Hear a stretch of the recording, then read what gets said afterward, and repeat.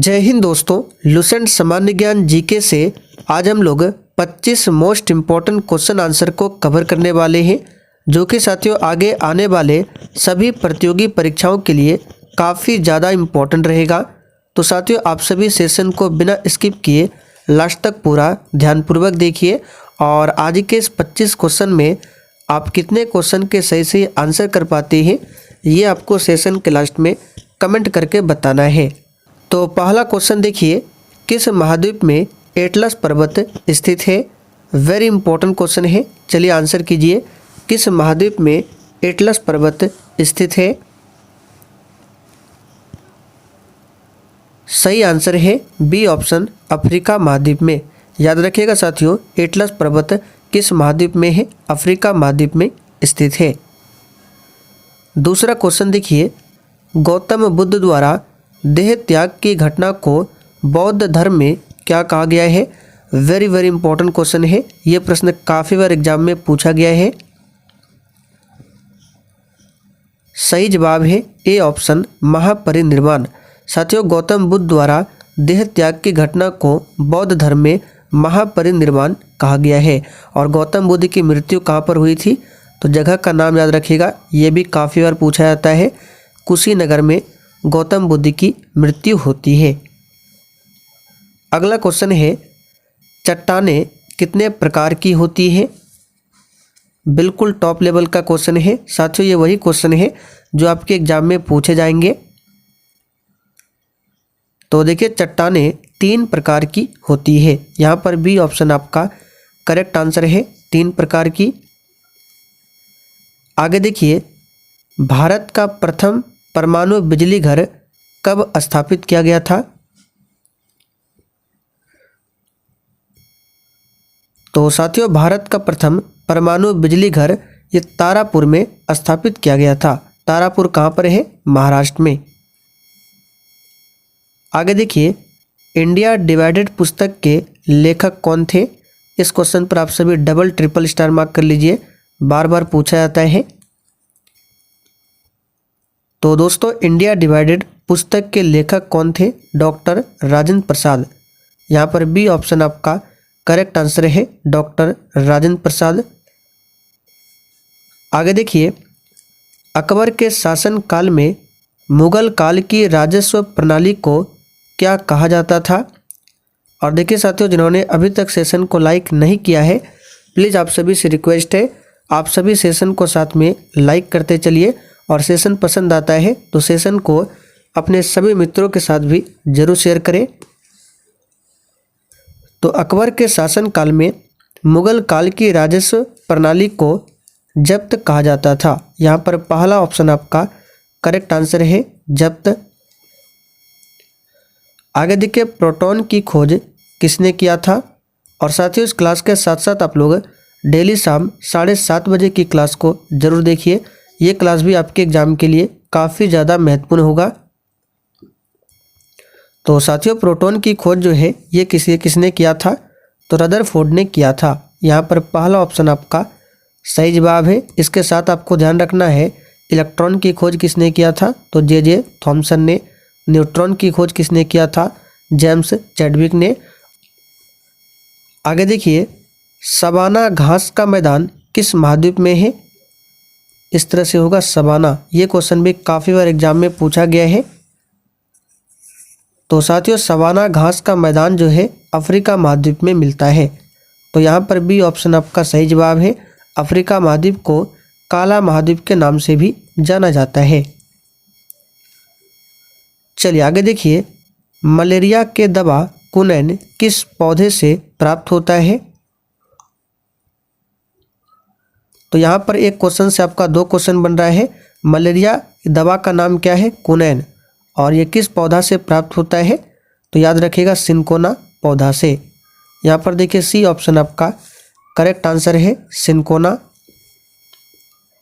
किस विटामिन की कमी से पेलाग्रा रोग होता है?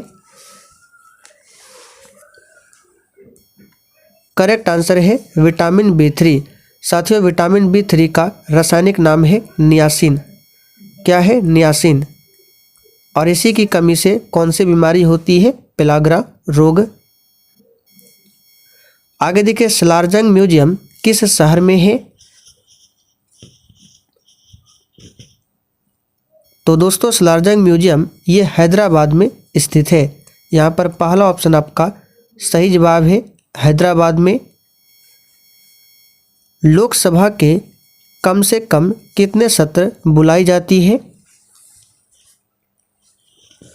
काफ़ी अच्छा क्वेश्चन है साथियों। लोकसभा का एक वर्ष में कम से कम 2 सत्र बुलाई जाती है। तो देखिए सी ऑप्शन में दिया हुआ है 2 बार। और लोकसभा का सदस्य बनने के लिए व्यक्ति की न्यूनतम उम्र कितनी होनी चाहिए? तो मिनिमम 25 वर्ष और राज्यसभा के लिए मिनिमम 30 वर्ष। चाय की खेती किस प्रकार की कृषि व्यवस्था का उदाहरण है?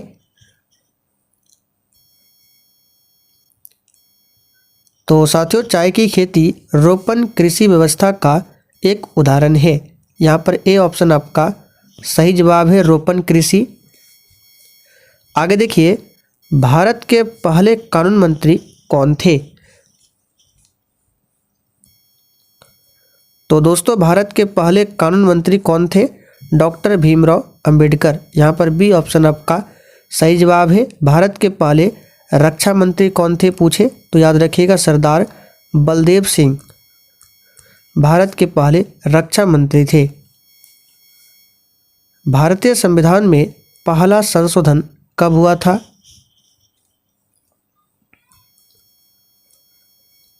तो साथियों भारतीय संविधान में पहली बार 1951 में संशोधन किया गया था। तो यहाँ पर बी ऑप्शन आपका सही जवाब है, 1951 में। आगे देखिए गायत्री मंत्र किस ग्रंथ से लिया गया है?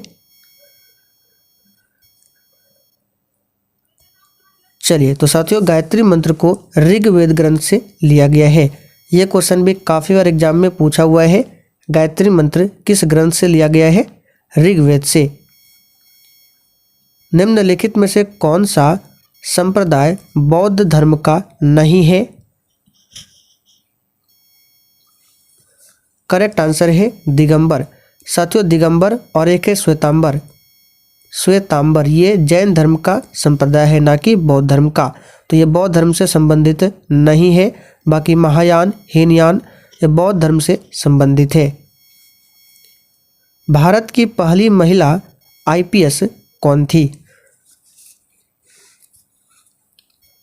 तो दोस्तों भारत की पहली महिला आईपीएस किरण बेदी थी। यहाँ पर पहला ऑप्शन आपका करेक्ट आंसर है, किरण बेदी।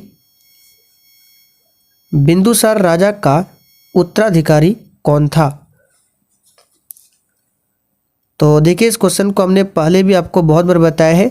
बिंदुसार राजा का उत्तराधिकारी सम्राट अशोक था। और बिंदुसार के पिता का नाम क्या था? तो चंद्रगुप्त मौर्य। माचिस का आविष्कार किस देश में हुआ था? सिंपल सा क्वेश्चन है। माचिस का आविष्कार इंग्लैंड देश में हुआ था। चंद्रगुप्त मौर्य के बाद सिंहासन पर कौन बैठा? साथियों चंद्रगुप्त मौर्य के बाद सिंहासन पर बिंदुसार बैठा।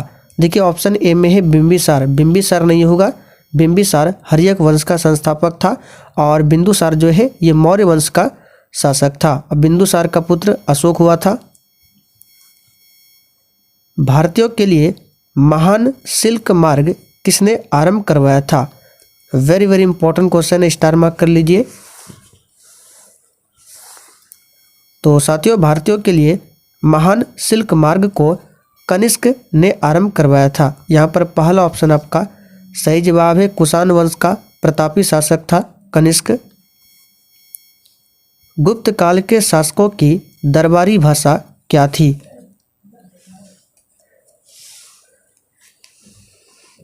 तो साथियों गुप्त काल के शासकों की दरबारी भाषा संस्कृत थी। यहाँ पर डी ऑप्शन आपका करेक्ट आंसर है, संस्कृत। और गुप्त वंश की स्थापना किसने किया था? श्री गुप्त ने गुप्त वंश की स्थापना की थी। राष्ट्र संघ की स्थापना कब हुई थी?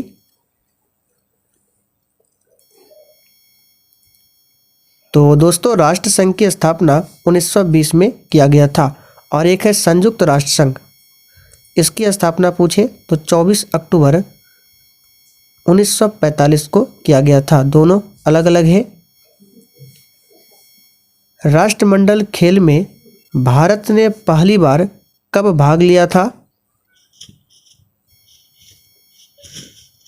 तो साथियों राष्ट्रमंडल खेल में भारत ने पहली बार 1934 में भाग लिया था। चलिए आज का आखिरी क्वेश्चन आप लोगों के लिए है, जिसका आंसर आपको नीचे कमेंट करके बताना है। तो क्वेश्चन है, भारत का लौह पुरुष किसे कहा जाता है? तो चलिए साथियों आज के लिए इतना ही। अब आप लोग कमेंट करके बता दीजिए आपने आज के इस 25 क्वेश्चन में कितने क्वेश्चन के सही सही आंसर किए हैं।